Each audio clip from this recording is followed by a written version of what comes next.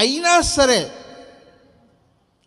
ఈరోజు నేను ఒక సువార్తను ఎలా ప్రకటించాలి అన్న విషయాన్ని ఈరోజు నేను మీ ముందు ఉంచుతాను. మనం చాలామంది ఏం చేస్తారంటే, దేవుడు ఉన్నాడా, దేవుడుంటే మాకు చూపించండి, దేవుడితో మేము మాట్లాడతాము అని మనల్ని సహజంగా ఆ ప్రశ్న కొంతమంది ఎక్కువ నాస్తిక బృందంలో ఉంటారు. కాకపోతే కొంతమందికి ఇంకొక విషయం కూడా ఉంటుంది. మనము సువార్త ప్రకటించినప్పుడు ఆ సువార్తను అడ్డం చెప్పాలని ఏదో చేస్తూ ఉంటారు. కానీ ఎన్ని అడ్డాలు చెప్పినా వాళ్ళను నిలువున చేయాల్సింది మనం. ఎందుకంటే it proclaims the God is existence. సువార్త అనేది ఏంటంటే దేవుడు ఉన్నాడు అని ప్రపంచానికి తెలియజేసేది. యేసు ప్రభు నమ్ముకున్నాను, నాకు క్యాన్సర్ పోయింది, యేసు ప్రభు నమ్ముకున్నాను, నాకు రోగం పోయింది, యేసు ప్రభు నమ్ముకున్నాను, నాకు కాళ్ళు బాగైనాయి, యేసు ప్రభు నమ్ముకున్నాను, నాకు పెళ్ళయింది. ఇవేవి సువార్త కాదు, ఇవి సాక్ష్యాలు కూడా కావు. దేవుడి నుండి నువ్వు ఆశించింది, కానీ దేవుడు నీ నుండి ఆశిస్తుంది ఏంది? మీకు విషయం తెలుసా? రోగముతైనా చనిపోయిన వాడు పరలోకం పోగలడు, కానీ పాపముతో చనిపోయిన వాడు పరలోకం పోడు. నీకు రోగ స్వస్థత జరిగినా పాపముతో నువ్వు ఉంటే నువ్వు పరలోకానికి వెళ్ళవు. మొట్టమొదలుగా పాపము తీసివేయబడాలి. పాపము తీసివేయబడిన తర్వాతనే ఏం చేయబడాలి? స్వస్థత అనేది ఆయన చేతిలో ఉంది. స్వస్థత అనేది ఆయన చేతిలో ఉంది. ఆయన స్వస్థత అనుగ్రహిస్తే స్వస్థత పొందుకుందాం, అనుగ్రహించకపోయినా సరే ఏమవుతాం? దేవుని కొరకు ముందుకు వెళ్దాం. ప్రైజ్ లార్డ్, హల్లెలూయా. అగో ఆ యొక్క అద్దాలు పెట్టుకుంది, ఆ యొక్క అద్దాలు పెట్టుకుంది, ఈయన అద్దాలు, అందరూ అద్దాలు పెట్టుకున్నారు. మనం ఎందుకు అద్దాలు పెట్టుకున్నామంటే కళ్ళు కనబడవు కాబట్టి. అంటే కళ్ళు కనబడవని దేవుని వదిలేసావా? అది క్రైస్తవ విశ్వాసం. మనకు రోగము దేవుని నుండి దూరము చెయ్యకూడదు. మరి అసలు వాస్తవంగా దేవుణ్ణి మనం ఎలా పరిచయం చేయాలి? నేను మీకు దేవుడు ఉన్నాడు అనడానికి 24 కాదనుటకు వీలు లేని ఆధారాలు ఉన్నాయి. నువ్వు నాస్తికుడవైనా, హిందువుడైనా, ముస్లిం అయినా, క్రిస్టియన్ అయినా, బౌద్ధిజం అయినా, లేకపోతే ఆగ్నోస్టిక్ అయినా, 24 విషయాలు బైబిల్లో నుంచి ఎక్స్ప్లెయిన్ చేయొచ్చు. ది గాడ్ ఈజ్ ఎగ్జిస్టెంట్ అన్నది.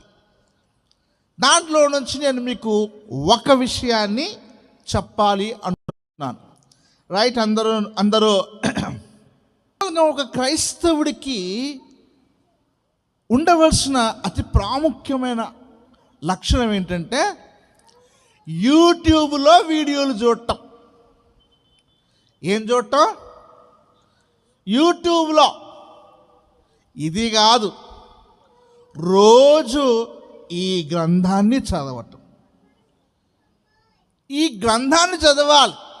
ఇప్పుడు చాలామంది ఏం చేస్తారు అంటే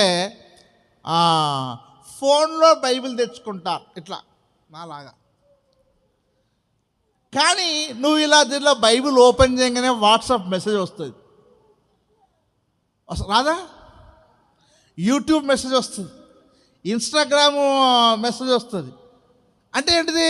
నువ్వు వాక్యం చూస్తున్నా నిన్ను డిస్టర్బ్ చేసేది ఉంటుంది. కానీ ఇది ఓపెన్ చేస్తే ఎవరు డిస్టర్బ్ చేస్తారు? నిన్ను ఎవరు డిస్టర్బ్ చేస్తారు?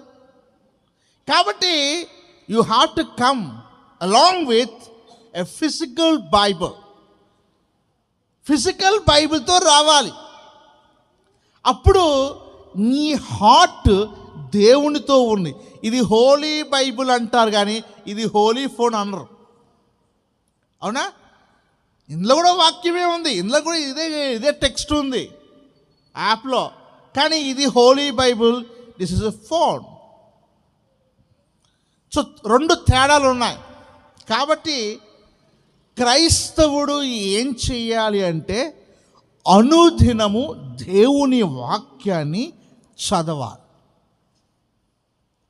కానీ కొంతమంది ఏమంటారు? అయ్యగారండి మాకు చదువు రాదండి అంటారు. నోట్లు లెక్క పెడతావు, పైసలు లెక్క పెడతావు కదా, పైసలు అందులో తప్పు కూడా. అయ్యో ఒకటి తక్కువ అంటే నోట్లు లెక్క పెట్టడానికి పైసలు, చదువు అవసరం లేదు. వేరే ఊరు ఈ బస్సు అడిగి వెళ్తుంది అని అడిగి మరి అంటే నీకు ఆసక్తి ఉంది. అలాంటప్పుడు అక్షరం నేర్చుకోవటానికి కృప చూపించునుగాక. దేవుడు తన గ్రంథాన్ని చదవటానికి దేవుడు మీ హృదయాలను ప్రేరేపించునుగాక. ఒక క్రైస్తవుడు కంటిన్యూ బైబిల్ని 7 సార్లు చదివాడు అనుకోండి, కంటిన్యూగా ఆపకుండా ప్రతిరోజు చదివితే అతను ఎన్నడూ కూడా దేవుని మీద అవిశ్వాసంతో జీవించలేడు. ఎందుకంటే ఈ వాక్యములో ఉన్న జీవము నీ హృదయంలోకి వస్తుంది. ఈ వాక్యంలో ఉన్న జీవం నీ హృదయంలోకి వచ్చి అది నిన్ను జీవింపజేస్తానే ఉంటుంది. అది నిన్ను ఏం చేస్తుంటుంది? జీవింపజేస్తూనే ఉంటుంది. చాలామంది నాస్తికులైనా ఎవరైనా బైబిల్ని కంటిన్యూగా 7 సార్లు చదివారనుకోండి, అతని జీవితము వాక్యము వలె జీవించటానికి ఆ స్థితి ప్రారంభమవుతుంది. కారణం ఏంటంటే ఇది దేవుని గ్రంథం. దీన్ని చదువుతున్నప్పుడు ఆ విషయాలలో జీవించాలన్న ఆశ పుడుతుంది. ఇదే మాటలు ఇతరులకు కూడా మనం నేర్పించినప్పుడు కూడా మనుషులకు భయం కలుగుతుంది. కానీ మనుషుడు భయపడ్డట్టుగా ప్రవర్తించడు. కానీ దేవునిలో ఒక మాట, ఈ దేవుని వాక్యము ఇలాగ సెలవిస్తుంది. 119వ కీర్తన 119వ కీర్తన 38వ వచనములో 119వ కీర్తన 38వ వచనంలో ఈ మాట వ్రాయబడింది. నీవిచ్చిన వాక్యము మనుష్యులలో నీ భయమును పుట్టించుచున్నది.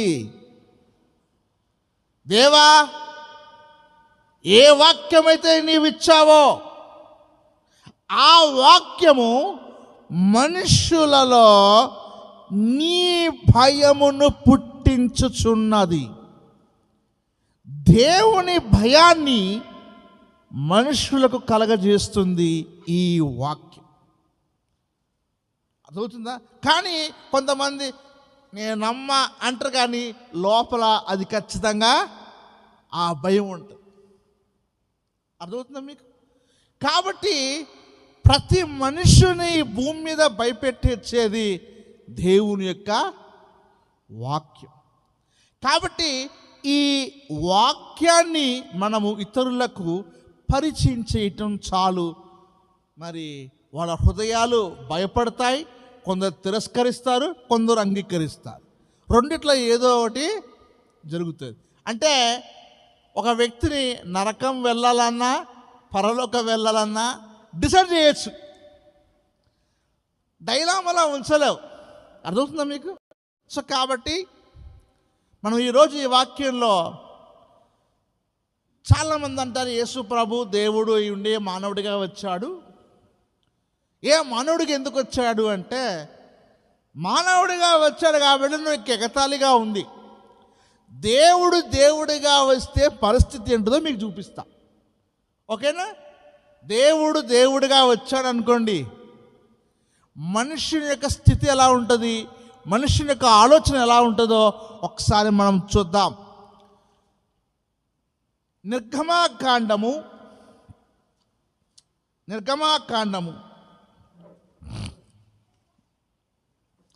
19వ అధ్యాయం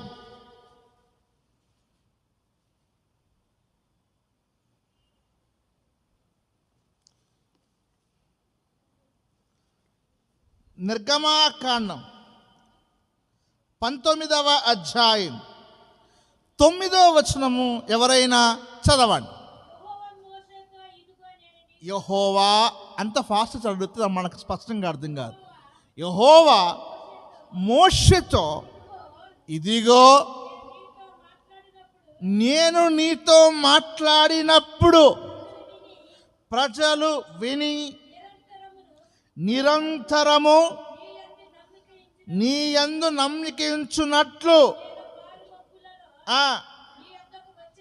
నీ యొద్దకు వచ్చేదను, నేను వస్తాను.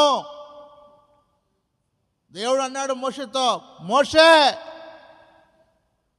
నేను వస్తా ఈ ప్రజలందరూ నమ్మటానికి, నేను దేవుణ్ణి అని ఈ ప్రజలందరూ నమ్మటానికి నేను వస్తా అన్నాడు.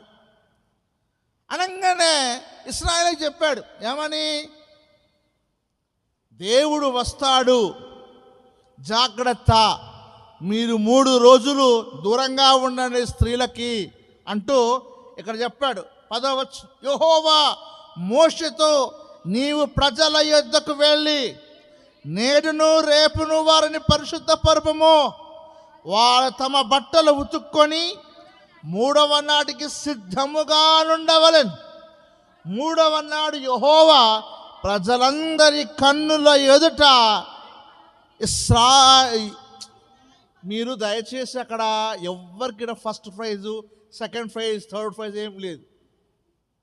నేను చదువుతున్నాను అలా చదవకండి దయచేసి, దానివల్ల ఏ లాభము లేదు. కాబట్టి మీరు ఎవ్వరు చదవకండి, నేను చదువుకుంటాను. ఇది బాగుంటుంది.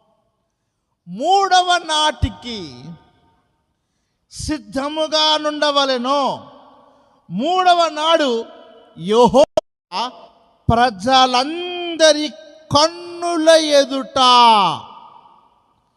ప్రజలందరి కన్నుల ఎదుట సినాయి పర్వతం మీదికి దిగివచ్చును.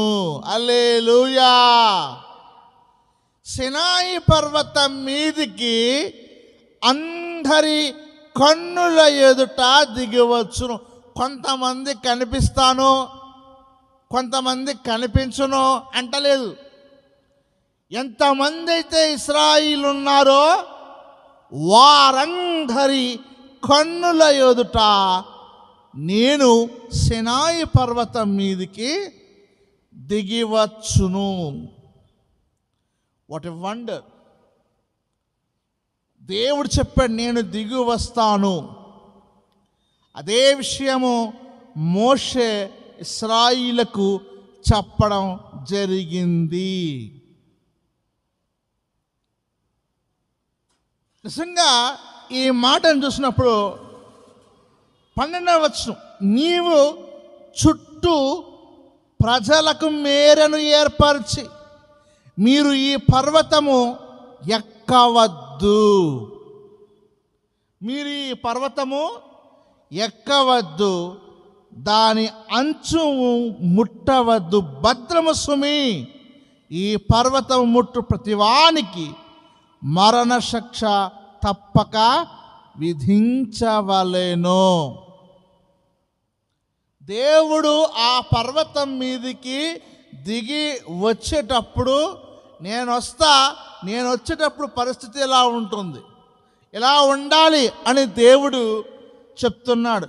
ఎవడును చేతితో దానిని ముట్టకూడదు, ముట్టినవాడు రాళ్లతో కొట్టబడవలను లేక పొడవబడవలను, మనుష్యుడు కానీ మృగము కానీ బ్రతకకూడదు, భూరధ్వని చేయనప్పుడు వారు పర్వతం యొద్దకు రావలేను. భూరధ్వని చేసినప్పుడే రావాలి అన్నాడు. ఇదంతా ఆయన రాకముందు హెచ్చరిస్తున్న మాటలు. ఇదంతా కూడా ఏం చేస్తున్నాడు? హెచ్చరిస్తున్న మాటలు. నేను వచ్చినప్పుడు ఇలా ఉంటుంది, ఇలా ఉంటుంది. మీరు పరిశుద్ధంగా ఉండాలా, స్త్రీలకు దూరంగా ఉండాలి, మీరు ఉతుకున్న బట్టలు వేసుకోవాలా, పర్వతాన్ని తాకొద్దు అని ముందు ఇవన్నీ చెప్పాడు. ఎవరైనా పర్వతం ముట్టుకుని రాళ్ళతో కొట్టి చంపండి లేదా పొడవండి, ఇదంతా చెప్పుకొచ్చాడు. ఎందుకు ఈ విషయం చెప్పుకొచ్చారంటే చాలా జాగ్రత్తగా గమనించండి. 17, 18, 19 వచనాలు మనం చదివినప్పుడు స్పష్టంగా ఏం జరిగిందో చూడండి. దేవుణ్ణి ఎదుర్కొనుటకు మోషే పాలెములో నుండి ప్రజలను అవతలకు రప్పింపగా వారు పర్వతము దిగువన నిలిచిరి. పర్వతము నిలిచిరి. ఎందుకు దిగువ నిలిచారు అనడాన్ని చూడండి. 16వ వచనం, 3వ నాడు ఉదయమైనప్పుడు ఆ పర్వతము మీద ఉరుములు, మెరుపులు, సాంద్ర మేఘమును, భూర యొక్క మహాధ్వనియు కలుగగా పాలెంలోని ప్రజలందరూ మాకు దేవుణ్ణి చూడాలనుకుంటున్నామండి అన్నోళ్ళందరూ ఆ శబ్దాలకు ఏమయ్యారు? దాదాపు 20 లక్షల మంది ఉంటారు. ఎందుకంటే 5 లక్షల మంది పురుషులే ఉన్నారు. 5 లక్షల మంది పురుషులుంటే ఆ పురుషుడికి భార్య ఉంటుందా? ఆ 2 పిల్లలైనా ఉంటారా? 5 లక్షలు 20 లక్షలు అయిపోయారుగా. ఇంకా వాళ్ళ అమ్మ, నాయన, తాత ఇవన్నీ కాదు, అవునా? అంటే సుమారు 20 లక్షల మంది మనుషులు ఏమయ్యారు? ఎందుకు వణికారు? ఎందుకు వణికారు?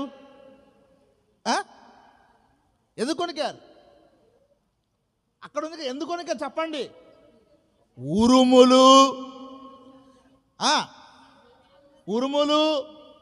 మెరుపులు, సాంద్ర మేఘం. ఒక నిమిషం చెప్తాను చూడండి.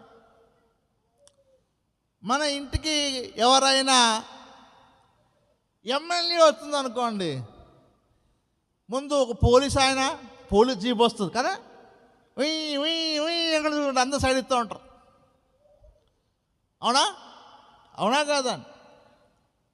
ఎమ్మెల్యే కాకుండా కొంచెం మినిస్టర్ వచ్చాడు అనుకోండి, ఇంకా ఆర్భటాలు పెరుగుతాయి. వాళ్ళ ప్రోటోకాల్ ప్రకారం ఏమవుతాయి? 4, 5 వస్తాయి. సరే, ఎమ్మెల్యే గారు కాకుండా, మినిస్టర్ గారు కాకుండా సీఎం వస్తే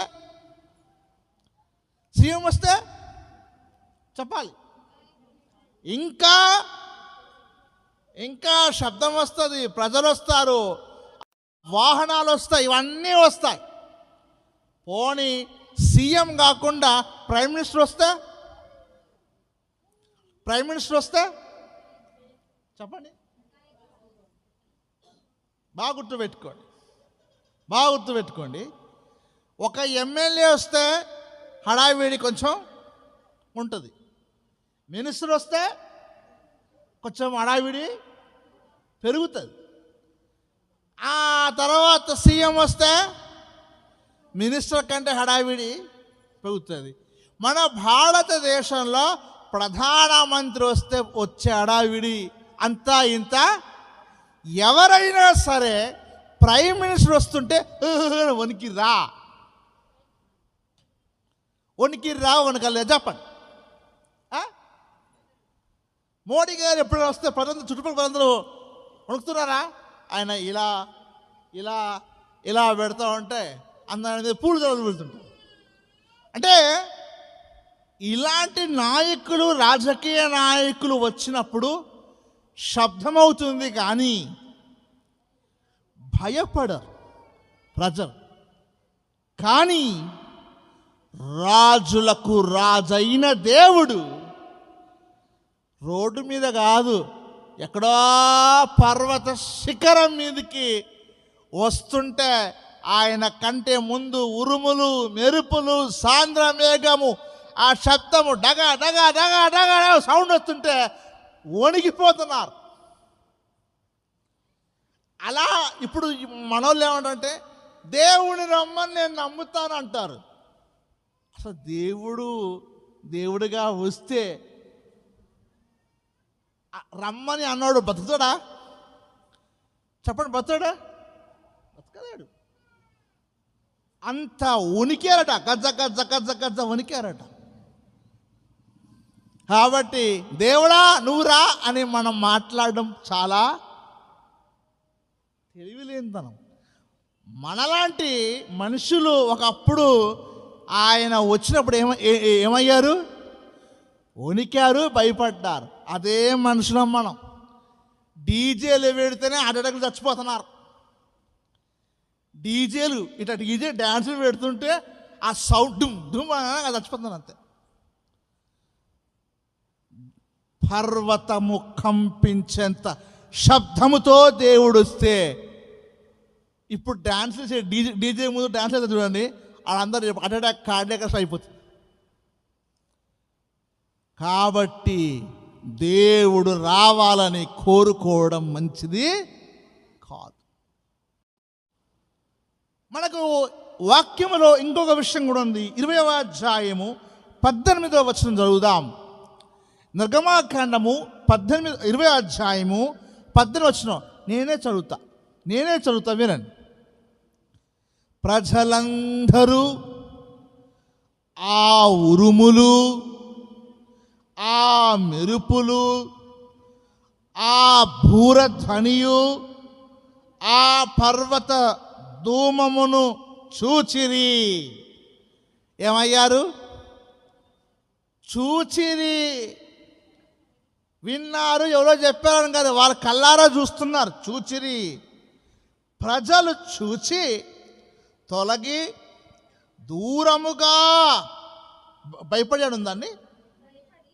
అయితే అది కొంచెం అంటే చాలా మిస్టేక్స్ ఉన్నాయి. చూచి భయపడి తొలగి దూరముగా నిలిచి మోషేతో ఇట్లా అన్నారు, అయ్యా మేము దేవుడు అంటే ఏమో అనుకున్నాం, కానీ ఆయన దేవుడిగా వస్తే మాకు మొత్తం వణికి తప్ప ఏమీ లేదు.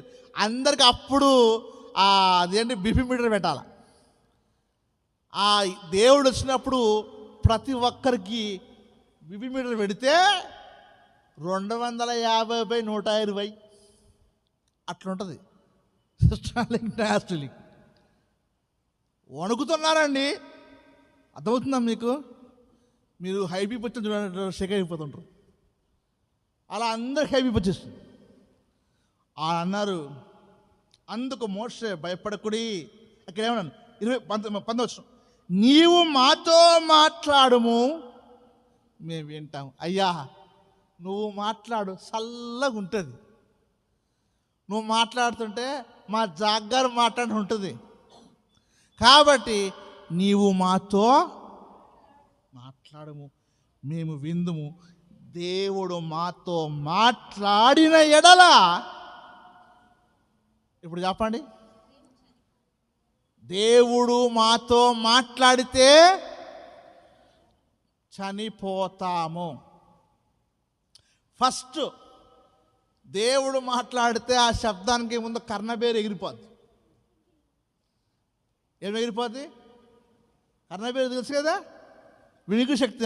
అది పోద్ది.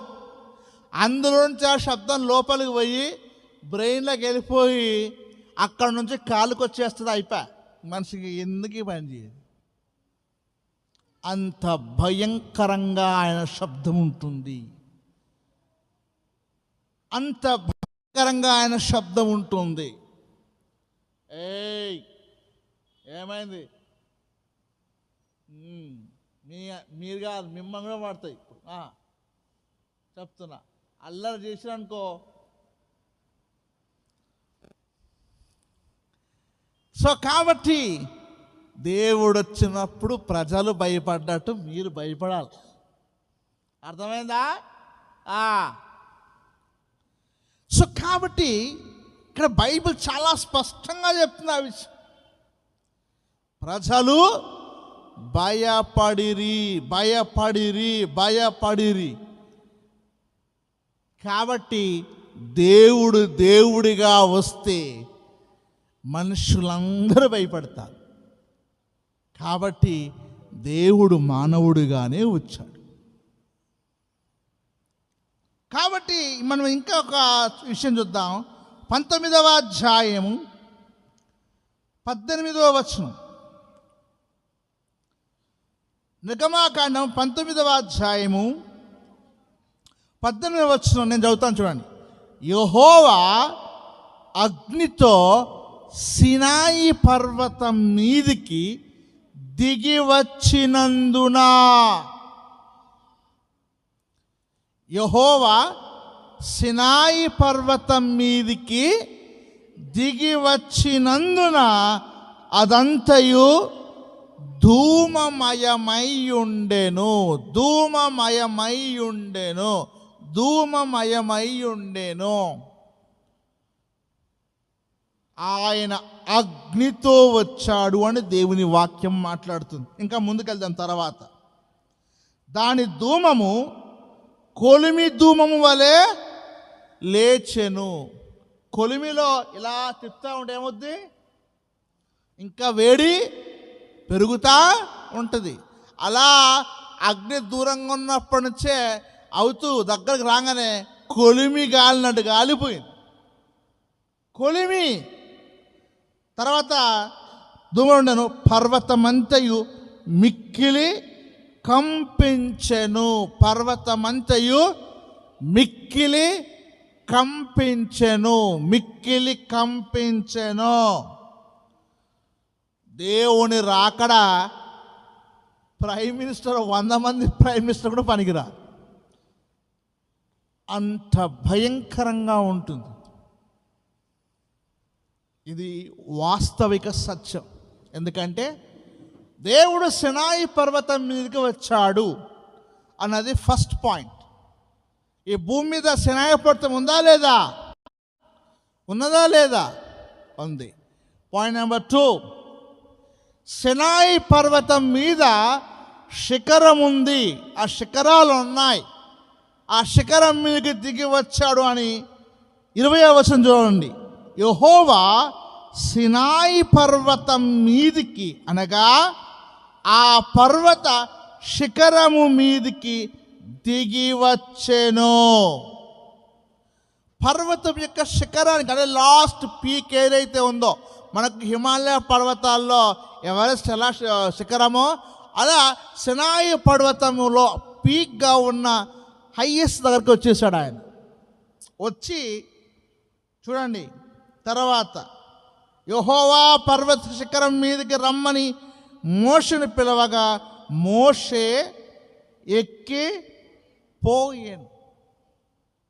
ఇది కనులారా ఇశ్రాయేలు చూచిన దేవుని ప్రభావము. హల్లెలూయా.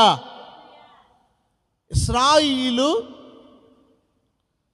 కనులారా చూచిన దేవుని యొక్క ప్రభావము. ఆ ప్రభావం మామూలుగా లేదు, వణికించేశారు. కాబట్టి దేవుణ్ణి రమ్మండం మనం చేయకూడదు. ఫస్ట్ వస్తే ఈ ప్రాబ్లం, ఇంత పరిస్థితి వస్తుంది. కానీ అలా చెప్పకుండా దేవుడు ఏమన్నాడంటే, చాలా జాగ్రత్తగా గమనించండి. మీరు మాట్లాడితే మేము వింటామన్నప్పుడు దాని మనుషుల అనుమతిని బట్టి దేవుడు ప్రవక్తలను పంపడం తయారు చేశాడు. God he sent his prophets. అందుకనే దేవుడు మాట్లాడితే మేము చనిపోతాం అనగానే దేవుడు ఏం చేశాడంటే అక్కడ నుంచి డైరెక్ట్గా దేవుడు మనుషులతో మాట్లాడకుండా దేవుడు ప్రవక్తల ద్వారా ఆయన మాట్లాడటం అన్నది జరిగింది. దానికి నేను బైబిల్లో నుంచి 2 రెఫరెన్స్ చూపిస్తాను చూడండి. 2వ దినవృత్తాంతముల గ్రంథము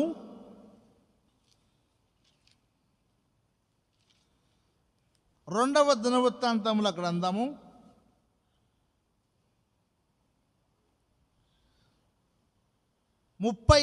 అధ్యాయము 15వ వచనములో ఇలా వ్రాయబడి ఉంది.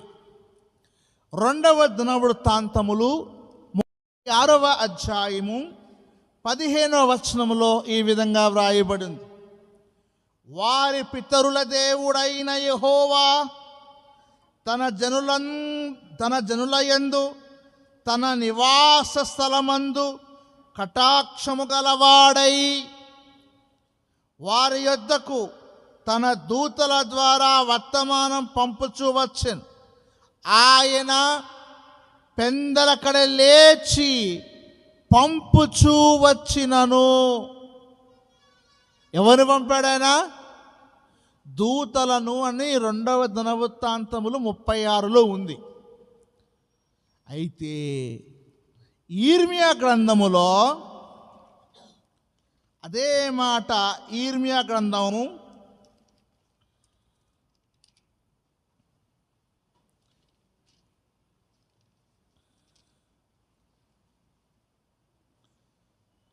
7వ అధ్యాయం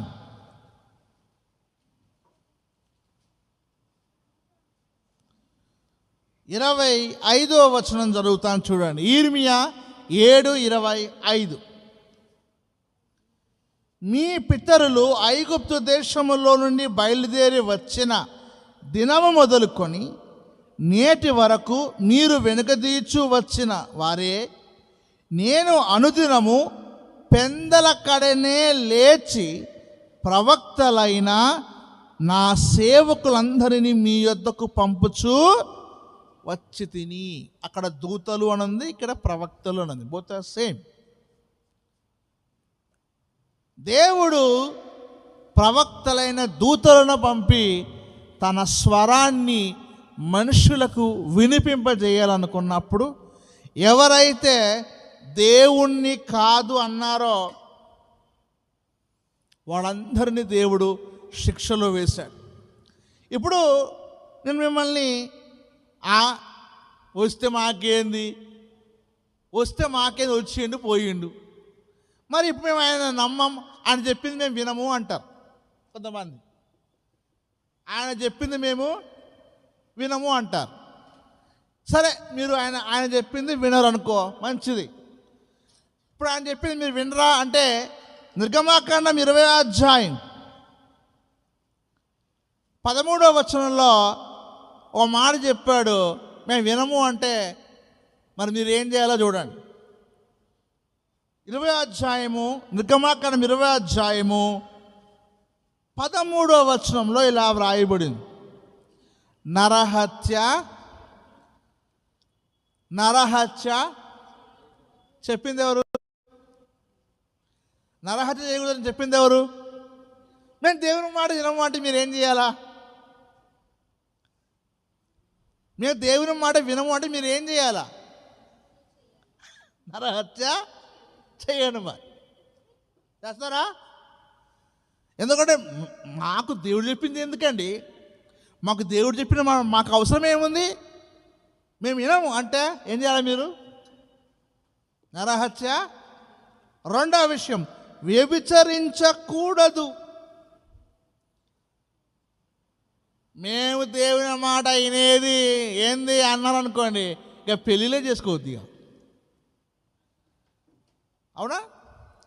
మూడోది, దొంగిలకూడదు. దేవుడు దొంగతనం చేయొద్దు అన్నాడు. దేవుడు చెప్పే మాట మేమెందుకు వినాలా అని దొంగతనం చేసేయండి. చేస్తారా? కాకినాడ పోలీసు వాళ్ళు గట్టి అవునా కదా? అంటే నువ్వు దేవుణ్ణి నమ్మకపోయినా, నువ్వు బాప్టిజం తీసుకపోకపోయినా, ఈ భూమి మీద మనిషిగా బ్రతకాలంటే దేవుడు చెప్పింది వినాల్సిందే.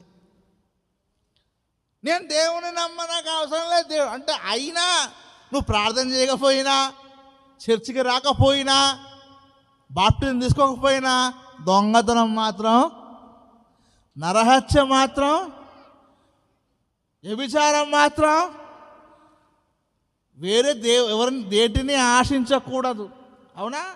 నీ తల్లిని నీ తండ్రిని ఇవన్నీ దేవుడు భూమి మీదకి తీసుకొచ్చి ఆయన వచ్చి దాని ఇంగ్లీష్లో ఏమంటే ఎథిక్స్, మోడల్స్. చాలామంది ఏమంటారంటే మేము దేవుని ఎందుకు నమ్మాలి అంటారు. కానీ మనకు అకార్డింగ్ టు సివిలైజేషన్స్ అంటే నాగరికతలు అనేవి మనం చదివినప్పుడు ద మోడల్స్, ఆ మోడల్స్ ఏంటంటే మనకు ఈ యూదుల అంటే ఇస్రాయిల ద్వారా అనుగ్రహింపబడ్డాయని హిస్టారికల్ ఎవిడెన్సెస్ ఉన్నాయి. అంటే ఈ 10 ఆజ్ఞల్లో 7 ఆజ్ఞలు నువ్వు దేవుణ్ణి నమ్మినా నమ్మకపోయినా ఈ భూమి మీద మంచిగా బతకాలి అంటే మాత్రం ఆ 7 ఆజ్ఞలు తప్పకుండా పాటించాల్సిందే. హల్లెలూయా. దేవుని నమ్మకపోయినా ఇండైరెక్ట్గా అయినా సరే ఏం చేయాలా? ఆ 7 విషయాలు తప్పకుండా పాటించాల్సిందే. కానీ మిగతా దేవుడు అలా కాదు, చాలా వేరే విషయం అది. The models. అందుకనే నిజమైన దేవుడు కనుక ఈ భూమి మీద నిజముగా మనుషుడు ఎలా బ్రతకాలో దేవుడు నేర్పాడు. రైట్? మనమందరం ఒకప్పుడు అన్యత్వంలో నుంచి వచ్చినాం, స్పెషల్గా మనమందరం కూడా. కానీ the models only from the God. అది నిజం. అందుకని దేవుడు ఏమంటున్నాడు తెలుసా? ద్వితీయోపదేశ కాండములో 4వ అధ్యాయం. అసలు ఏంటిది కట్టడలు అంటే చూడండి, 6వ వచనం చదువుతాను చూడండి. ఏంటిది ఇదంతా? ఈ కట్టడలు ఏంటిది అంటే 4వ అధ్యాయము 6వ వచనంలో, ఈ కట్టడలన్నిటినీ మీరు గైకొని అనుసరింపవలెనో, వాటిని గూర్చి విను జనముల దృష్టికి అది మీకు జ్ఞానము, అదే మీకు వివేకము. వారు చూచి నిశ్చయముగా ఈ గొప్ప జనము జ్ఞాన వివేచన గల జనమని చెప్పుకొందురు. బా, ఇశ్రాయేలులో ఎంత మంచి, ఆ చుట్టుపక్కల దేశాలలో ప్రాంతాలు ఉన్న వాళ్ళందరూ అనుకుంటారట, ఎంత మంచి ఆజ్ఞలు ఉన్నాయో, ఎంత జ్ఞానం కలిగి ఉందో, ఎంత వివేకం ఉందో అని ప్రజలందరూ అనుకుంటారు. అవునా? అవునా కాదా? మన భారతదేశము రాజ్యాంగం కూడా ఆయా దేశాలలో ఉన్న ఆ యొక్క వాటిని తీసుకొని సమీకరించారు, సేకరించారు, క్రోడీకరించారు. ఎందుకు? ఆయా దేశాల్లో మంచిగా ఉన్నవేగా. అవునా కాదు? కానీ క్రీస్తు పూర్వము మోషే ద్వారా ఇశ్రాయేలుకి ఇచ్చిన ఏవైతే ఈ 3 కమాండ్మెంట్స్ ఉన్నాయో అవి ఇప్పటికీ కూడా పాటించాల్సిందే. హల్లెలూయా. దేవుడు వచ్చాడు, భయపడ్డారు. అయితే అన్నాడు, మీరు భయపడ్డం కాదు, మీరు ఇలా జీవించాలని నేర్పాడు. అందుకే క్రైస్తవ్యము ఈ ప్రపంచానికి ఆశీర్వాదము. అంటే ఈ ప్రపంచానికి వైరస్ ఉంది, పాపం అనే వైరస్ ఉంది. ఈ పాపం అనే వైరస్కి క్రీస్తే యాంటీవైరస్. క్రీస్తు ఎవరు? ఈ భూమి మీద మనుషులందరూ పాపులే, కానీ నాలో పాపముందని ఎవడు స్థాపించగలడు అని ఈ భూమి మీద ఛాలెంజ్ చేసిన వ్యక్తి ఒక్క యేసుక్రీస్తు మాత్రమే. సో కాబట్టి దేవుడు దిగి వస్తే ఎలా ఉంటుంది పరిస్థితి? ఇంకా ఆ దృష్టిని చూద్దాం ఒకసారి. 4వ అధ్యాయము, అదే ద్వితీయోపదేశకాండం, ముగించేసుకుందాం. ద్వితీయోపదేశకాండము 4వ అధ్యాయం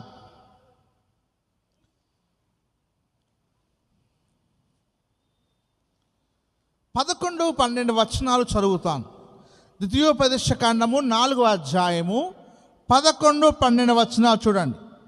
అప్పుడు మీరు సమీపించి ఆ కొండ దిగువన నిలిచిరి. చీకటియు మేఘమును గాఢాంధకారమును కమ్మి ఆ కొండ ఆకాశము వరకు అగ్నితో మండుచుండగా, ఆ కొండ నుంచి మాత్రం ఇట్లా పైకి అగ్నితో మండుతుంది. ఎందుకంటే పరలోకం నుండి వచ్చిన అగ్ని అది. మండుచుండగా యెహోవా ఆ అగ్ని మధ్య నుండి మీతో మాట్లాడెను. మాటల ధ్వని మీరు వింటిరి కానీ ఏ స్వరూపమును మీరు చూడలేదు, స్వరము మాత్రమే వింటిరి. ఎందుకు దేవుడు అలా మాట్లాడాడు అంటే, దేవుడు అనడానికి రుజువు ఏంటంటే ఆయన ఈ భూమి మీద ఉండాలి, కానీ ఆయన స్వరం మాత్రం ఆకాశం నుండి రావాలి. భూమి మీద ఉండాలి. ఇప్పుడు నేను మాట్లాడుతున్నది నా స్వరం ఎక్కడి నుంచి వస్తుంది? నా నోట్లో నుంచి వస్తుంది, అంటే ఈ భూమి నుంచి వస్తుంది. నేను మనిషిని, కానీ దేవుని యొక్క స్వరం ఎక్కడి నుంచి రావాలంటే ఆయన ఈ భూమి మీదనే ఉండాలి, కానీ ఆయన ఆకాశం నుండి మాట్లాడాలి. ఆకాశము నుండి ఎవరైతే మాట్లాడతారో ఆయన దేవుడు అని అర్థం. 4వ అధ్యాయం 35వ వచనము 36 చదువుదాం. అదే ద్వితీయోపదేశకాండము 4వ అధ్యాయము 35, 36. సౌండ్ చేయద్దు. అయితే యెహోవా దేవుడనియు ఆయన తప్ప మరి ఒకడు లేడనియు నీవు తెలుసుకొనున్నట్లు అది నీకు చూపబడింది. దేవుడే యెహోవా తప్ప ఇంకొక వ్యక్తి దేవుడు లేడని ఇశ్రాయేలు 20 లక్షల మందికి దేవుడు చూపించాడట. ఏమని చూపించాడు అంటే, నీకు బోధించుటకు ఆయన ఆకాశము నుండి తన స్వరమును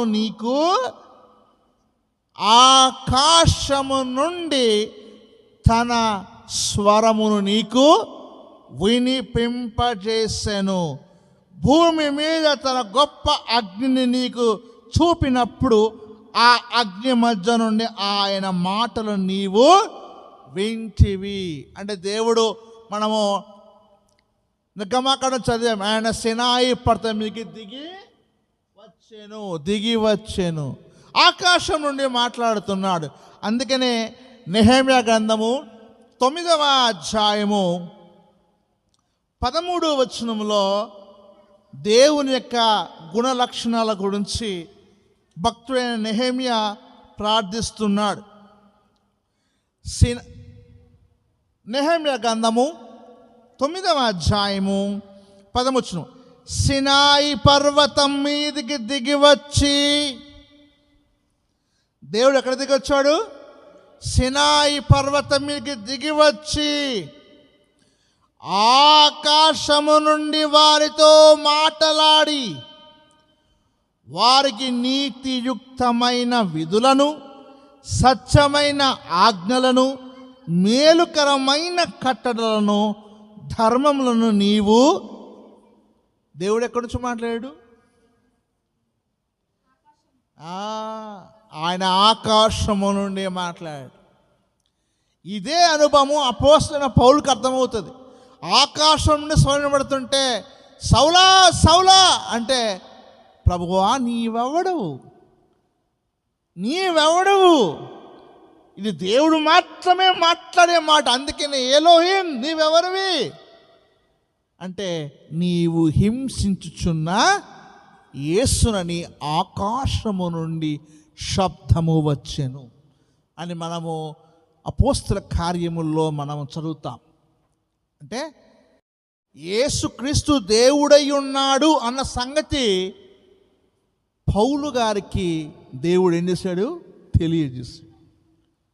కాబట్టి దేవుడు సినాయి పర్వతం మీదికి దిగి వచ్చినప్పుడు ప్రజలందరూ వణికారు, ఆ శబ్దము చేత కంపించారు. వణికి భయపడి, అయ్యా దయచేసి దేవుడు మాతో మాట్లాడితే మేము చచ్చిపోతామయ్యా, నువ్వు మాట్లాడు, నీ మాట వింటామని మనుషుల కోరికనే. ఏంటిది అది? దేవుడు మనుషుడు డైరెక్ట్గా మాట్లాడితే మేము చచ్చిపోతాం కాబట్టి దేవుడు మనుషుడితో మాట్లాడితే ఆ మనుషుడు మళ్ళీ తిరిగి మనుషుతో మాట్లాడాలని నియమము మనుషుడే కలగజేసుకున్నాడు. హల్లెలూయా. ఆ నియమం ఎవరు కలగజేసుకున్నారు? మనుషుడు. ఏమని? దేవుడు మనుషుతో మాట్లాడితే ఆ మనుష్యుడు ప్రజలతో మాట్లాడాలన్న నియమము సినాయి పర్వతం మీద జరిగింది.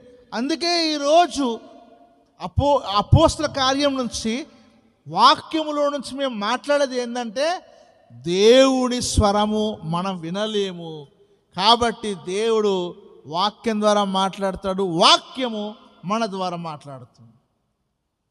ఇది దైవ ప్రత్యక్షత. అంటే దేవుడు ఈ భూమి మీదకి వచ్చిన, దేవుని గురించి చెప్పాలనుకున్న 24 ప్రధాన సంగతులు ఉన్నాయి. సినాయి పర్వతం మీకు దిగి వచ్చాడా అంటే, ancient nearest and archaeological team survey చేసింది. ఆ రీసెర్చ్లు యూట్యూబ్లో ఉన్నాయి, అవి మీకు చూస్తే అర్థమవుతుంది. ఆ సినాయి పర్వతం మీద ఒక ప్రాంతం అంతా నల్ల కాలిపోయింది. దాన్ని C14 కార్బన్ డేటింగ్ చేశారు. అది 118 మూలకాలతోటి అది మ్యాచ్ కాలేదు. కాబట్టి అది పరలోకం నుండి అనుగ్రహింపబడిన అగ్నితో దేవుడి భూమి మీదకి వచ్చాడని సైన్స్ కూడా రుజువు చేస్తుంది. కాబట్టి దేవుడు ఈ భూమి మీదకి దేవుడిగా రాడు. వస్తే పరిస్థితులు ఇలా ఉంటాయి. అందుకనే దేవుడు మానవుడిగా యేసుక్రీస్తు రూపములో వచ్చి ప్రజలందరితో మాట్లాడాడు. అందుకే ఒక మాట చెప్పి ముగిస్తాను. హెబ్రీయులకు రాసిన పత్రిక 1వ అధ్యాయము,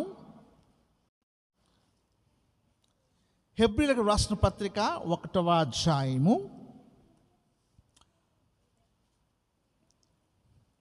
1-2 వచనాలు చదువుతాను, చూడండి. పూర్వకాలమందు నానా సమయములలోనూ నానా విధములుగాను ప్రవక్తల ద్వారా మన పితరులతో మాట్లాడిన దేవుడు ఈ దినముల అంతమందో కుమారుని ద్వారా మనతో మాట్లాడిను. ప్రభువు మాటలన్నీ దేవుని మాటలే. కాకపోతే ఆయన సినాయి పర్వతం మీకు దిగొచ్చినట్టుగా ఇజ్రాయెల్ పర్వతం దిగొస్తే అందరూ చచ్చిపోతారు, అందరికి హార్ట్ అటాక్లు వస్తాయి. కాబట్టి యేసుక్రీస్తు అను మానవ దేహంతో ఆయన వచ్చాడు.